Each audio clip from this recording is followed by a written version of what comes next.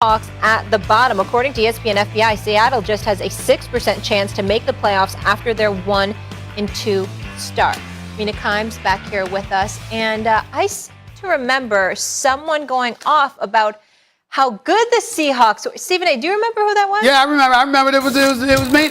Was it? I mean, invaded first take. You know, love having her on. Was excited that she was going to be on the show with me and stuff like that, Key. And she just went all in on me and was like, you know, the Seahawks, watch what they do this year. And I'm like, are y'all really going there in 3 games? You know, I'm just saying, why? That's a great point. Because I'm with Mina, though. I think Seattle will be all right. I think they'll be all right. Go ahead. I'll let Mina go first. Go ahead and explain the alliances are shifting. It's hard to keep track. It's like Survivor. Stephen A., you know I watch a lot of tape. I suggest you roll back the first tape of when we had this debate, because it wasn't about how great Seattle was. I always had the Rams winning the division. I've had since the summer. It was about who has higher upside, Seattle or Pittsburgh. You're smiling because you know I'm right. And let me ask you this. You got me. Who's got higher upside? Let me answer that for you. It's definitely Seattle. It's Seattle. Simple and easy. I answer that for you. That was slick. She just flipped that on you. She flipped it. I will say. I got it. Do you have a law degree? Just jumping in to help her. It's all right. Okay. I got to eat a little crow. I do got to eat a little crow, Stephen A. I will say I was too optimistic about Seattle. I will say that. The defense has been worse than I thought. I don't blame the offense for much. They have had some second-half implosions. Yeah, game script has really messed with them on offense. The defense has been an abject disaster, frankly. And you've seen the meltdown now twice. I think we realize now that the Colts offense is just simply not good at all. They can't cover major issues in the secondary. It's a simplistic scheme. And if this team wants to compete for a wild card spot, I do not think they have a chance at winning the division right now, given how the Rams are playing. They got to get something fixed on defense. They got to get more of a pass rush. So they do have serious issues, but Pittsburgh's got bigger issues. That's all. That's all. I still love your quarterback, Mina, for what that's worth. Listen, here's the bottom line. When you look at the Seahawks right now, I mean, to me, you shouldn't be having these problems. You really, really shouldn't. I mean, when you got Russell Wilson there, you got Tyler Lockett, you got DK Metcalf, you got Carson coming out of the backfield, you should be able to do some things. It should not be these kind of problems where you losing 2 games in a row. Even though it was to Tennessee and Minnesota, Minnesota was their backs. They had their backs against the wall, and we understand. They came out fighting. We get all of that. But you Seattle, you're supposed to be able to handle that. Something's different about this team this year. They haven't been the same since the Legion of Boom, though, defensively. I know that. And Ken Norton Jr. is trying to settle in as a defensive coordinator, mainly calling the defensive plays and not getting any help from anybody else. Okay. Well, all right. I was going to say, you should be getting help. Pete Carroll, your calling card is defense. That is what you bring to this team. So I think ultimately accountability does end with him, and also the front office, because they just haven't had very good drafts defensively. I'm calling out Seattle. Listen to me. I'm not a homer. I'm saying this defense is a major issue going forward. But I wasn't wrong when I came on your show. Very objective of you. Very objective of you. Yeah. Okay. Yeah. She's right.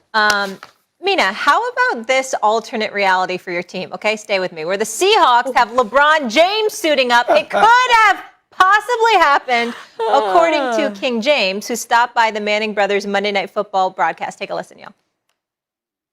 Jerry Jones offered me a contract. Also, Pete Carroll did as well in Seattle during our lockout time. And it definitely got my blood flowing again, got my mind racing again, thinking about the game of football, being out there on Sundays. But, we was able to get a deal done in the NBA, and I was back on the court in no time. But I definitely thought about it. I still got the jersey, too, that Jerry and Pete Carroll sent me from 2011.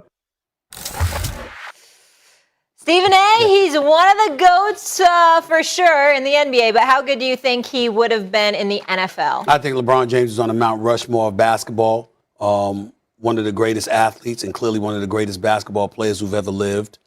I don't think he would have lasted more than a year in the NFL. I really don't. I really don't.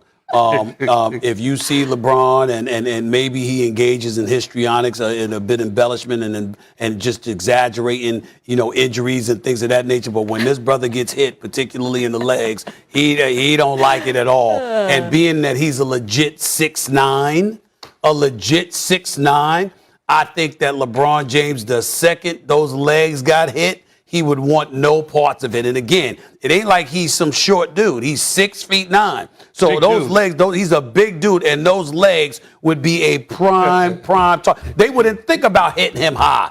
Everybody would be trying to hit him low, and he would want no part of that. No way in hell. I don't think he'd last more than a year. See, the thing is everybody look at LeBron James, Mina, as LeBron James, greatest basketball player possibly to ever live, right? But that's basketball. Okay, that's just. I get it. You're trying to make a transition from the NBA court to the football field in the middle of your NBA career, not from high school to college to the pros, or not from college to the pros, or not from college basketball year or pro basketball year then to the pros in football.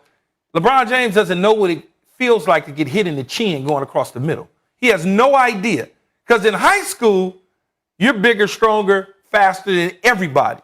Now that strength grows when you get to college, and it grows even more, as you know. Imagine Bobby Wagner catching him coming across the middle, a Cam Chancellor catching a 6'9", 275 pound, because he's going to have to be 70 pounds, 270, 265, whatever he is, coming across the middle, Mina. And the ball, your ribs are exposed. Yeah. Your ribs are, you outreach, Stephen A. They're all them little meaty ribs. Yeah. Oh, they exposed. Oh, yes. And them Bobby Wagners of the world, and them Cam Chancellors, Exactly. and them Ronnie Lotts, You want no and parts them of that. young Sean Taylors. They looking Ronnie Lott. for that. I didn't know This we get a ain't- you Ronnie not- Lott shout out today. Yeah, but Love that. this isn't backing down Yeah. a 7 foot, 200 pound big in the NBA and dunking on him. No. Yeah. And I I love this. LeBron, That's right. but it's a different, it's just different.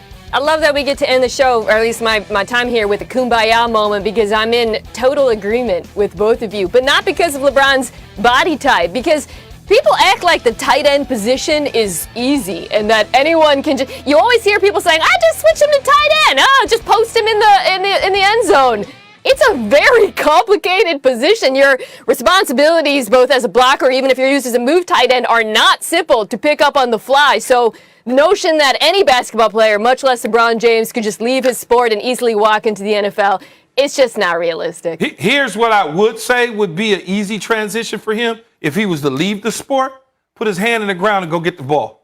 Play defensive end, go get the ball. All I need you to do is sniff out the ball. If he had a fierce defensive mentality, he could have been one of the good ones at that spot. My position, for sure. my questioning of LeBron as a football player has zero to do with his talent. Yeah. I'm just talking about the willingness to absorb punishment. It's different, below man. the waist. You know, he don't want no parts of Violent that. sport. He don't want no parts of Hey, that. look, Stephen A. And he don't want no parts of a training camp where you are locked into a dorm for a month outdoors, not an air conditioned. Nice, we're going to Hawaii for training Well, he camp. did deal with that in the bubble, though. He did deal with that but in it the ain't bubble the in same, Orlando. though. Yeah. Now, the bubble is different Right. than being locked in a dorm room on a little bitty bed that's probably a twin So you're size saying bed. NBA Little players different. are bigger divas. I get it. I didn't say that. That's It's just exactly what different. you said. That's what It's you said. different. And it takes a diva to know one, so it's all good. Mina, we'll see you on NFL Live later. Always Yes, fun we having will. you. Thank you for stopping Thanks, by. Mina. Bye, guys. All right.